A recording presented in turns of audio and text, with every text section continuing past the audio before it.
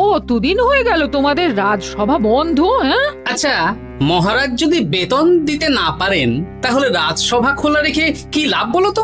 বলি বাড়িতে যা চাল আছে তাতে এক সপ্তাহের বেশি আর রান্না হবে না কিন্তু। হ্যাঁ, সেই জন্যই তো হিসেব করছি। বাড়িতে অপ্রয়োজনীয় যা যা জিনিসপত্র আছে সেসব বেচে দেব। আর বেচার মতো কিছুই নেই গো। দেখো, তুমি সব সময় আমার পরেই খাও, তাই আমাদের একটা করে থালা বাটি বেচে দিলে তো কোনো সমস্যা নেই গিন্নি। এই তোমার মাথা না কাজ করছে না। যাও বাইরে ঘুরে এসো, পারলে বাজার থেকে ধার করে হলেও একটু চাল নিয়ে এসো। দেখি যদি কোনো সহৃদয় ব্যক্তি চাল দেয়।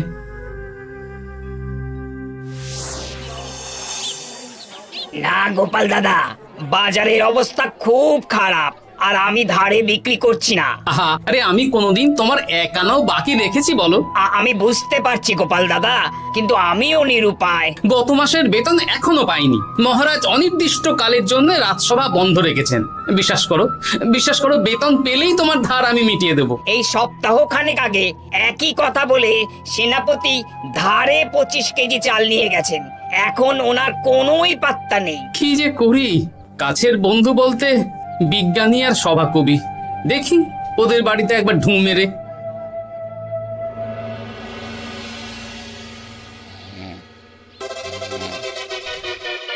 কৃষ্ণনগর কৃষ্ণনগর কৃষ্ণনগর শূন্য।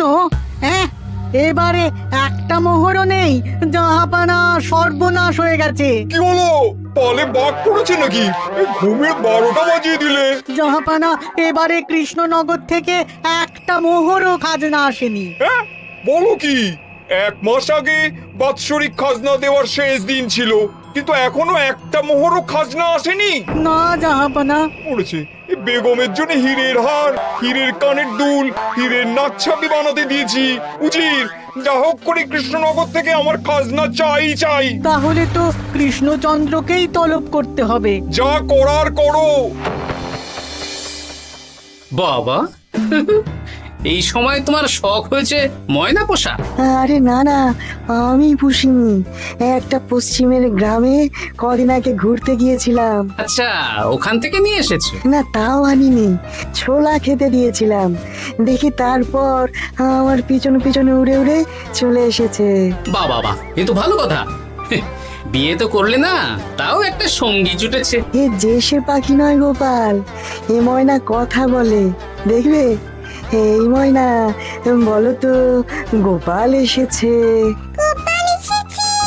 আরে বাস, বলো তো গোপালের ভুঁড়ি আছে আমার নেই। বেশ বেশ বেশ। এ ভোরবেলা আমার কাছে আসে, সারাদিন আমার কাছে থাকে, আবার সন্ধে হলেই নিজের বাসায় নিজে নিজেই ফিরে যায়। বুদ্ধিমান পাখি। ওই গ্রামে শাখে শাখে ঝাঁকে ঝাঁকে ময়না। বেশ, বুঝলাম। তা বিজ্ঞানী, তোমার কাছে আমি আসলে একটা দরকারে এসেছি। বলো কি দরকার? আসলে ওই টানাটানির সংসার চলছে, বুঝলে। বাড়িতে চাল বাড়ন্ত, কদিন পরে হাঁড়ি চড়বে না। তুমি কিছু পয়সা ধার দিতে পারবে? আরে এমন করে বলছো কেন? আমার তো সংসার নেই, এত খরচও নেই। তুমি বাড়ি যাও, আমি 2 বস্তা চাল পাঠিয়ে দেব। ধন্যবাদ বিজ্ঞানী, তোমার মতো বন্ধু পাওয়া মুশকিল। বন্ধুত্বে এইসব ধন্যবাদ দেওয়ার দরকার নেই, একে অপরের পাশে থাকলেই হলো।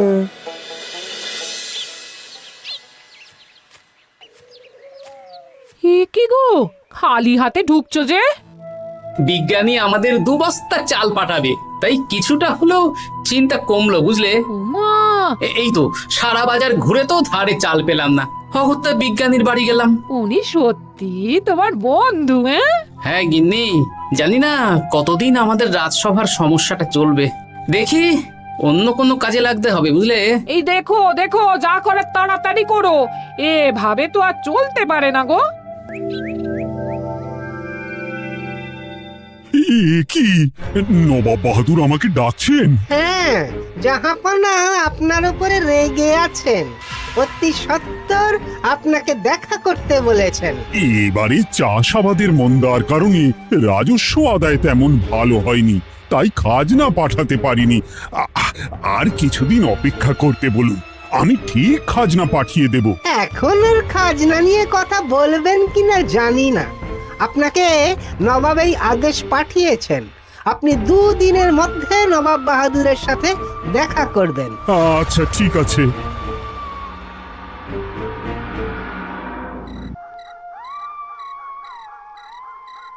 মহারাজ, এই বিপদের সময়ে আপনাকে একমাত্র একজনই সাহায্য করতে পারে, আর সে হলো গোপাল।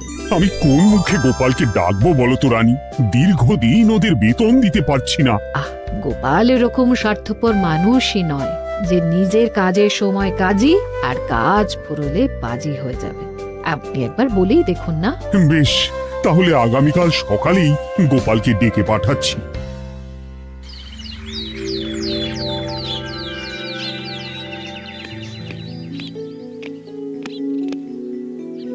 আসতে পারি মহারাজ? হ্যাঁ গোপাল, এসো এসো। মহারাজ, আমাকে হঠাৎ ডেকে পাঠালেন যে? শোনো, নবাব বাহাদুর বলেছেন ওখানে যেতে হবে, কারণ এবারে কৃষ্ণনগর থেকে কোনো খাজনা পৌঁছয়নি। মহারাজ, আপনি গেলেও বিপদ, না গেলেও বিপদ। হ্যাঁ, সেটাই তো আমাকে সবচেয়ে বেশি ভাবাচ্ছে, কিন্তু না গেলেই যে নয়। তাহলে এক কাজ করি মহারাজ, আমিও বরং আপনার সাথে যাই। যা বিপদ আসবে একসাথে লড়ব। গোপাল, তুমি যেন আমার বুক থেকে পাথর নামিয়ে দিলে। তোমাকে যে কি বলে ধন্যবাদ জানাবো। তাহলে কখন বেরোবেন বলুন? আজকে সন্ধ্যের দিকে বেরিয়ে পড়বো, তাহলে কাল সকাল সকাল মুর্শিদাবাদ পৌঁছে যাব। কতদিন থাকতে হবে তো কিছুই জানি না, তাহলে ওই 3-4টে জামা কাপড় ধুতি নিয়ে নেব, কি বলেন? হ্যাঁ হ্যাঁ, তাই নিও। তাহলে সন্ধ্যেবেলা রাজবাড়িতে এসো, একসাথেই বেরিয়ে পড়বো। আচ্ছা মহারাজ। বলি, তোমার কি মুর্শিদাবাদে না গেলেই নয় গো? আমাকে তো যেতেই হবে গিন্নি। জানি নবাব বাহাদুর কিভাবে ছক করে কল করে, তুমি সাবধানে থেকো গো। দেখো, আমি যখন যাচ্ছি তখন নবাব বাহাদুরকে এবার সাবধানে থাকতে হবে। হ্যাঁ, ঠিক আছে, মাথা ঠান্ডা রাখবে, বেশি ওস্তাদি করতে যাবে না। এমনিতেই আমাদের অবস্থা এখন ভালো নয়। আরে তুমি অতিরিক্ত চিন্তা করো না তো গিন্নি। জাহাপানা, কন্যাগুলো কবে আসবে? এখনো 2-3 দিন সময় লাগবে বেগম। এত সময় লাগছে কেন জাহাপানা? দেশের কোণে কোণে খুঁজে সেরা সেরা হিরে দিয়ে বানানো হচ্ছে, যে সময় তো লাগবেই বেগম। তাহলে তো অনেক খরচ হচ্ছে। তাও হচ্ছে বটে, কিন্তু তোমার জন্য আমি সব করতে পারি। আমাদের মুর্শিদাবাদের হীরালালের হাতের কাজ দেশের সেরা। আপনি সত্যি আমাকে ভালোবাসেন, আমার জন্য এত খরচ করে গয়না বানিয়ে দিচ্ছেন। তুমি খরচ নিয়ে এত চিন্তা করো না। কৃষ্ণনগর থেকে এই বছর ভালো খাজনা প্রাপ্য ছিল, কিন্তু এখনো একটা কানাকড়িও আসেনি। তাহলে আপনার গয়না বানাতে যা খরচ হবে সব আপনার সিন্ধুক থেকে দিয়ে দেবেন? না না না, কৃষ্ণনগর থেকেই আদায় করব, ওকে তলব করেছি। আচ্ছা, সহিস, গাড়ি ছাড়ো। যথাজ্ঞা মহারাজ।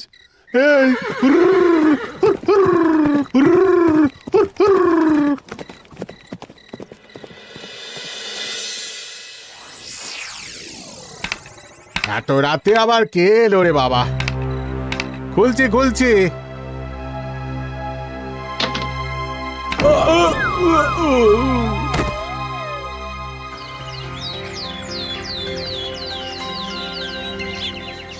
সর্বনাশ হয়ে গেছে জাহাপানা। কি হয়েছে হীরালাল? নবাব বাহাদুর, মহারাজ কৃষ্ণচন্দ্র আর গোপাল এসেছেন আপনার সাথে দেখা করতে। ওদের দরবারে আসতে বলো। হ্যাঁ, এবার বলো হীরালাল, কি হয়েছে? এই তোমার মাথায় পট্টি কেন? জাহাপানা, গত রাতে আমার সর্বস্ব লুট হয়ে গেছে। বলো কি হীরালাল?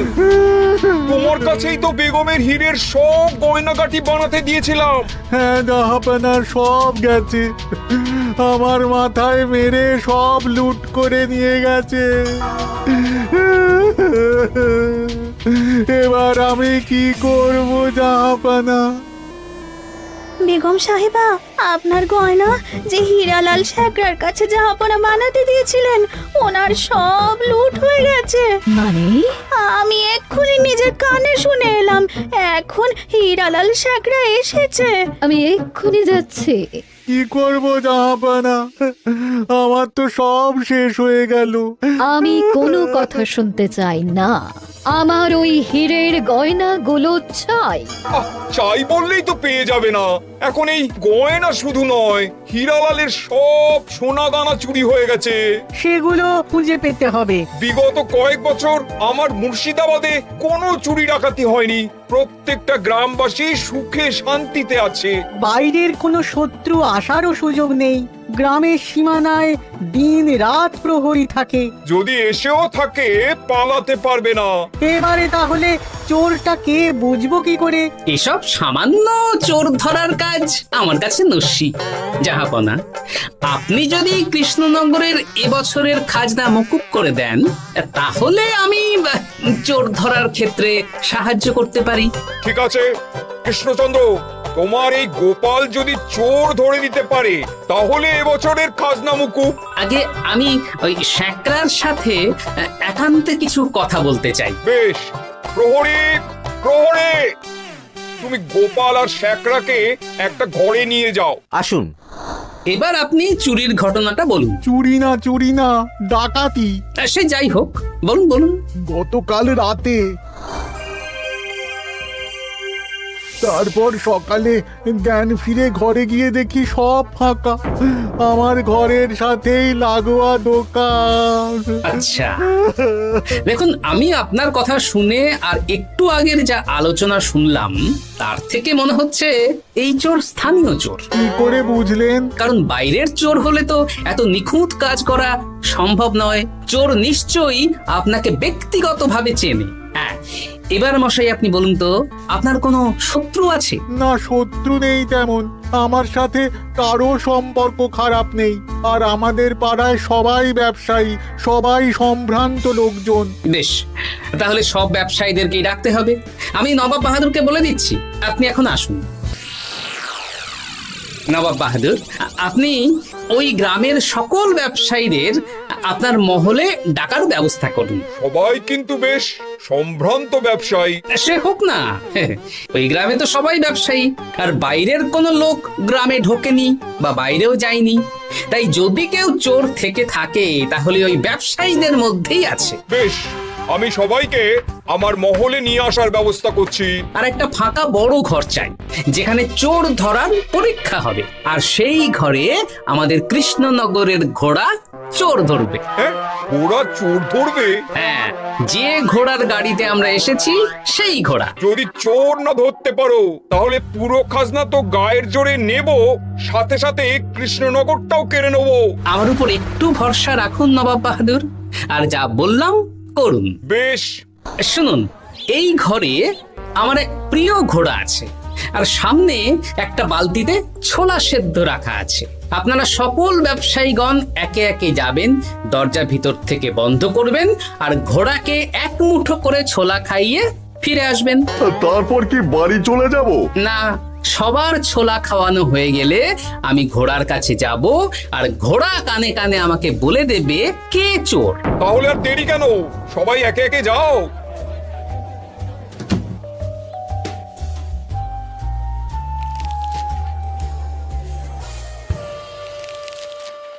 কি করি যদি ঘোড়া সত্যি সত্যি বুঝে যায়? ছোলা খাওয়াবোই না। ব্যাস, ছোলা খাওয়ানো হয়ে গেল। এবার গোপাল বলো তো কে চোর? দাঁড়ান, ঘোড়ার মুখের কথা শুনে আসি। আমি বলে দিচ্ছি জাহাপানা, গোপাল এসব মশকরা করছে, সব মশকরা। ঘোড়া বলে দিয়েছে কে চোর। বলো গোপাল, কে চোর? তার আগে সকল ব্যবসায়ীর হাত দেখে আমি পরীক্ষা করতে চাই। সে দেখো, কিন্তু বলো কে চোর? দেখি দেখি, না, দেখি আপনারটা। না, আপনিও না। না, আপনিও না। একি মশাই, চুরিটা তো আপনিই করেছেন, আপনিই চোর। কি উল্টো পাল্টা কথা বলছেন? আমি চুরি করিনি। হ্যাঁ, আপনিই চুরি করেছেন, তাই ভয়ে ঘোড়াকে ছোলা খাওয়াননি। কারণ আমি ছোলার মধ্যে রান্নার হলুদ গুঁড়ো মিশিয়ে রেখেছিলাম, তাই যারা যারা ঘোড়াকে ছোলা খাইয়েছেন সবার হাতেই হলুদ রং লেগে আছে। শুধু ওর হাতে নেই। ভাই, শেষে তুই? তোর মনে মনে এত হিংসা? ভাই মানে? আরে ও তো আমার খুড়তো ভাই পান্নালাল, ওরও সোনা গয়নার ব্যবসা। ব্যাস, এবার তাহলে বলেই দিন পুরো ব্যাপারটা, কারণ এখান থেকে পালানোর কোনো পথ নেই। ভুল হয়ে গেছে দেখাবো না। আমার দাদা আমার থেকে অনেক বেশি রোজগার করত, তাই আমার মনে মনে হিংসে ছিল। তারপর বেগম সাহেব আর হীরের গয়না বানানোর এত বড় বায়না পেল, তাই হিংসা আরো বেড়ে গেল। আর তুই চুরি করলি? চুরির সব জিনিস কোথায় আছে? আমার বাড়িতেই আছে দেখাবো না। সাব্বাস গোপাল, সাব্বাস, তোমার কি বুদ্ধি! তাহলে জাহাপানা, কথা মতন আমাদের এই বছর তাহলে খাজনা দিতে হচ্ছে না। না, কথা যখন দিয়েছি তখন আমি তো আর কথার খেলাপ করতে পারি না। আচ্ছা গোপাল, তোমার তো এত বুদ্ধি, আমার একটা শখ পূরণ করতে পারবে? কি শখ বলুন নবাব বাহাদুর। আমার অনেক দিনের ইচ্ছে একটা হাওয়া মহল বানাবো, কিন্তু ঘরামি রাজমিস্ত্রি কেউই বানাতে পারবে না বলছে। তুমি কি বানিয়ে দিতে পারবে? আগে পারবো জাহাপনা, কিন্তু তার বদলে আমি কি পাবো? আগামী 5 বছর কৃষ্ণনগরের খাজনা মুকুব, আর তোমাকে আমি 100 মোহর উপহার দেবো। বেশ, তাহলে আপনি আমাকে দিন 7 সময় দিন, আর 7 দিন পরে আমার বাড়ির সামনে চলে আসুন। হাওয়া মহল বানিয়ে রাখবো, আপনি নিয়ে যাবেন। বেশ, তাহলে 7 দিন পরে কৃষ্ণনগরে দেখা হচ্ছে। যদি না বানাতে পারো তাহলে কিন্তু আগামী 5 বছর কৃষ্ণনগরকে দ্বিগুণ খাজনা দিতে হবে, এই আমি বলে দিলাম। বেশ, রাজি।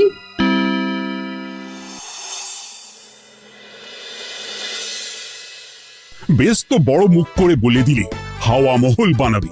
রাজি রাজি। এবার যদি না বানাতে পারো, সব তো উল্টে যাবে। আপনি চিন্তা করবেন না মহারাজ, নবাব বাহাদুর আমাকে প্যাঁচে ফেলতে চেয়েছেন, তাই আমিও ওনাকে ঘোর প্যাঁচ দেব।